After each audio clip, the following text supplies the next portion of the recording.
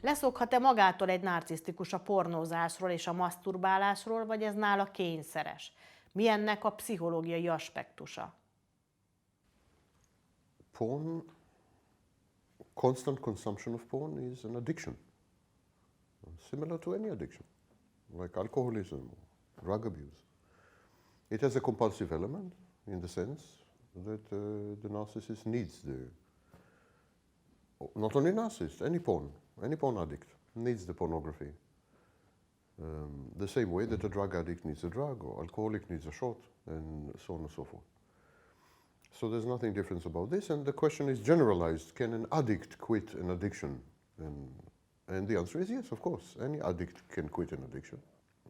The prognosis is not good. The recidivism is very high in the sense that an addict who quits an addiction usually has remission or relapse and returns to the addiction. It's very common. 80% of alcoholics return to alcohol after they have quit alcohol, for example. That's 80% within 1 year. So porn addiction is the same. The thing with porn addiction is that it's multidimensional. It provides answers to many problems and many questions. It has a physiological aspect, but also a psychological aspect, and it solves relationship problems. For example, imagine that the narcissist does not want to cheat. He's afraid to lose his partner or something. Porn is a solution. So porn comes handy, it's instrumental, and so on. The chances or likelihood of a porn addict ceasing to consume porn is very low, because porn has no stigma. Stigma helps a lot. And also porn doesn't lead to adverse consequences. If you get drunk, you can end up having unprotected sex with a stranger, and then you get sexually transmitted disease, and then you can die if it's AIDS. I mean, the risks are high. It's a reckless behavior to drink. Drink has also a social dimension. Most drinking is social, actually. So people drink in society. So when they get drunk, they can do stupid things. If they do stupid things with the boss, I mean, the next day they're fired. So alcohol can have serious consequences, and drugs, of course. You can end up with the wrong people, with the wrong place, and in the wrong cemetery. So these are problems. Porn is a solitary activity with zero risk, in effect, only benefits. So the cost of porn is zero. The benefits are total, and there is no social stigma. If you're an alcoholic, many people will look at you like that. If you're a drug addict, of course, including the police, will not be happy. But if you're consuming porn, everyone consumes porn. It's a thing everyone does. So the incentives to give up porn are very close to zero. The social incentives, individual incentives, and so the prognosis of giving up on porn addiction are very dim. I don't think anyone would do it. Szintén a praxisomban tapasztaltam, miközben a narcisztikusokat kócsoltam, hogy más és más a szexuális élete egy 20-as, 30-as, 40-es, 50-es, 60-as éveiben járó vagy afölötti narcisztikusnak. Azt figyeltem meg, hogy a 30-as évek közepére már általában kialakul a kényszeresség és a függőség. A 30-as években már komoly szerepet kapnak náluk a szexuális devianciák, a fétisek, az extrém szexualitás, mint például a BDSM, az aranyeső, vagy a koprofília, az ürülékkel kapcsolatos élvezetek. De a pedofília, hebefília, ami a tinédzserekkel való szex, a látens vagy nyílt homoszexualitás, swingerség, azaz a többes szex, transzvesztitizmus, feminizáció, forszett szex is ide tartozik. Később kérdezlek majd külön-külön is ezekről, a különleges szexuális szokásokról, de addig is mondd el, kérlek, hogy hogyan függ ez össze az életkorral.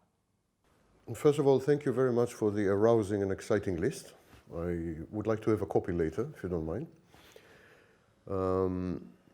It's related to age because narcissism changes with age. All narcissists and all narcissism has a very pronounced antisocial component, kind of psychopathic component. Psychopathy.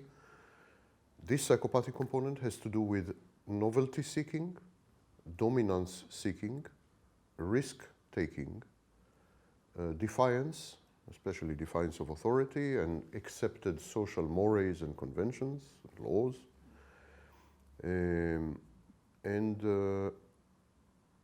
These together, they are the antisocial dimension of narcissism.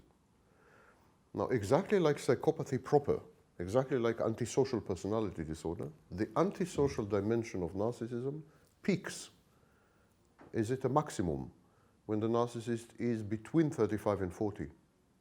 And after age 40, it goes down and vanishes completely by age 45, 50. By age 45, 50, the narcissist doesn't have any more antisocial elements in his narcissism. And by the way, majority of psychopaths are not psychopaths anymore by age 45, 50. It's the same with borderline. 50% of all people diagnosed with borderline personality disorder, after age 35, 50, they lose the diagnosis. They are no longer borderline. Well, cluster B disorders have a life cycle, which is age-related. And they diminish and literally disappear after typically age 40, 45. So this would explain this, what you have described. Behaviors which have to do with risk, with dominance, with defiance, with aggression, antisocial behaviors, behaviors which have to do with subjugation of other people, dehumanization, objectification, all these behaviors which are essentially psychopathic behaviors, they would peak in the 30s up to age 40 in a narcissist. Now, the thing with a narcissist is that once he had developed this set of behaviors, they had become what we call default-based behaviors. They are the behaviors that he knows. He doesn't know anything else. And even though he doesn't have the impulses anymore, he doesn't have the urges anymore, that's the only thing he knows. It's only sex. That's how he does sex. He doesn't know better. So he continues these behaviors, but they provide less and less reward. They are less and less pleasant, or less and less rewarding, because the urges are not there. He just does it automatically because that's what he does. It's like someone who, when he was very young, was eating only caviar. So when he grows up, he eats only caviar. And gradually, it's not tasty anymore, not interesting anymore. But he doesn't know, he never heard of bread, he never heard of sausages, he just knows caviar. So he continues to eat caviar all his life. It's the same with the narcissist.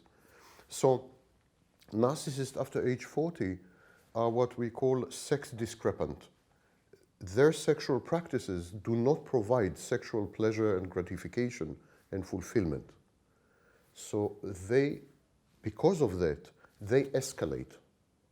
They are like drug addicts. First you take 1 shot, then 2 shots, then 6 shots to get the same effect. So they escalate the sexual behavior to try to recoup or recapture the initial effect that they had when they were 30s. When a narcissist is 30, he has his first golden shower, and it's the most amazing, stunning thing in the world, and he remembers this. He remembers this experience. But then he's 50, and he has a golden shower, and it's nothing except wet towels, And he says, wait a minute, maybe golden shower is not enough. Maybe I have to escalate and radicalize the behavior. Maybe I have to make it more kinky. Maybe I have to make it many, many times. Maybe I have to make it in a group.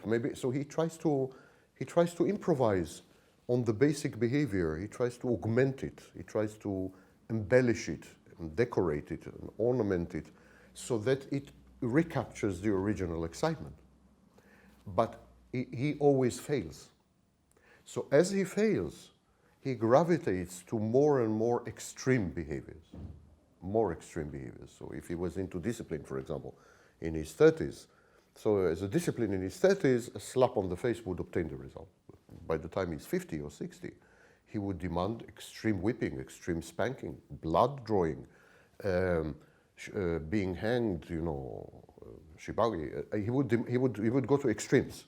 It's still the same psychodynamic phenomenon, but he would need to escalate to exactly like a drug addict to recapture and it will never happen again. He will never recapture again. So narcissists are constantly sexually frustrated, And at the end of life, many of them withdraw completely. They become schizoid, and they completely withdraw from society, from people, from sex, from everything because of this. Anyhow, that's the age cycle.